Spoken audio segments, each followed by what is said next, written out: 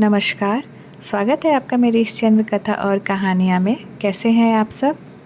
क्या आप जानते हैं भगवान श्री कृष्ण का नाम क्यों पड़ा रणछोड़ और धौलपुर से क्या है इसका कनेक्शन?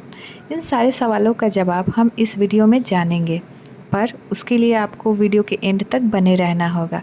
तो चलिए हम वीडियो को स्टार्ट करते हैं। गीता के मुताबिक जब असुरों और देवताओं में युद्ध हो रहा था, तब युद्ध में लड़ते हुए महाराज मुचकुंद थक चुके थे। तो उन्होंने भगवान इंद्र को कहा कि अब वो बहुत थक चुके हैं, वह आराम करना चाहते हैं। उन्हें ऐसा कोई स्थान बताए जहाँ कोई परेशानी ना हो और वह आराम से चैन का नींद ले सके। तब भगवान इंद्र ने धौलपुर की पर्वत श्रृंखला में यह गुफा बताई कि आप वहाँ जाकर आराम कर सकते हैं। वहाँ पर आपको कोई भी परेशान नहीं करेगा और ना ही आपकी नींद में खलल डालेगा। साथ ही यह भी वरदान दिया कि जो भी आपको जगाने की कोशिश करेगा या परेशान करेगा, वह आपकी आँख खोलने पर और आपके देखने पर जलकर भस्म हो जाएगा। तब मुचकुंद महाराज पर्वत श्रृंखला में सोने चले गए। उस समय ब्रज क्षेत्र में एक राक्षस जिसका नाम काल्यवन था। काल्यवन महर्षि गार्ग्य का पुत्र था। वह कंस का भी परम मित्र था। भगवान शंकर से उसे युद्ध में अजय का वरदान भी मिला था। काल्यवन के अत्याचारों से मथुरा नगरी भयभीत थी, जिसके चलते ब्रज क्षेत्र के लोगों ने रक्षा के लिए भगवान श्री कृष्ण से सुरक्षा की गुहार लगाई।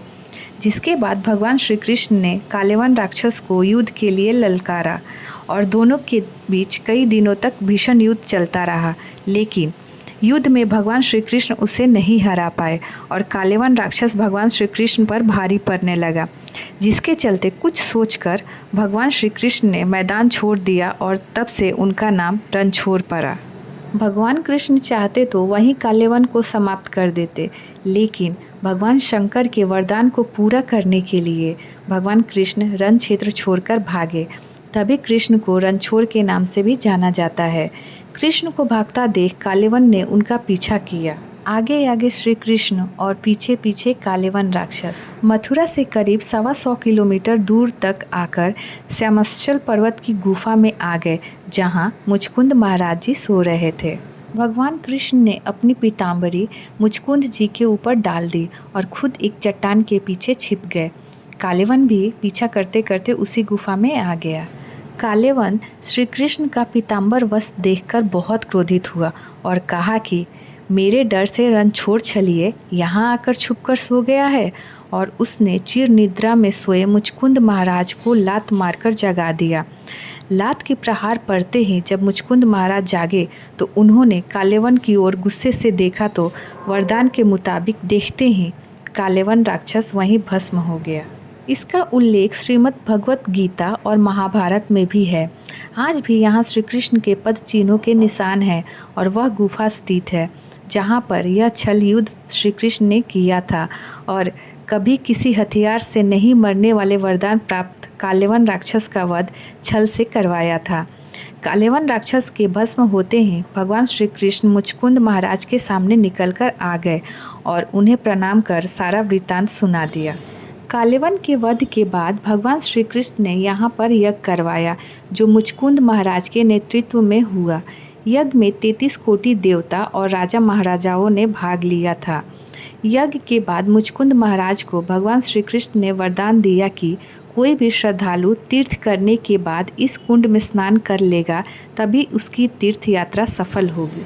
जिसके बाद काल्यवन के अत्याचारों से पीड़ित ब्रजवासियों में खुशी की लहर दौड़ गई। इसके बाद ही आज तक मुचकुंद महाराज की तपोभूमि मुचकुंद के सभी लोग ऋषि पंचमी में देवछठ तक चलने वाले लखी मेले में स्नान करने आते हैं।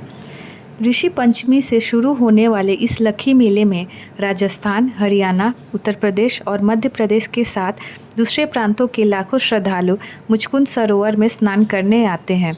बताते हैं कि इस कुंड में स्नान करने से चर्म रोगों से मुक्ति मिलती है। कंदराओं के पास ही एक ऐतिहासिक प्राचीन कुंड भी है, जिसे मुचकुंद के नाम से भी जाना जाता है। इस विशाल सरोवर में काल्यवन के भस्म होने के बाद भगवान श्री कृष्ण और मुचकुंद महाराज ने देवताओं के साथ मिल यहाँ एक विशाल यज्ञ करवाया था। यज्ञ के समाप्त होने के बाद यज्ञ स्थली सरोवर में तब्दील हो गई। अब इस स्थान पर मंदिर है जो आज भी स्थित है।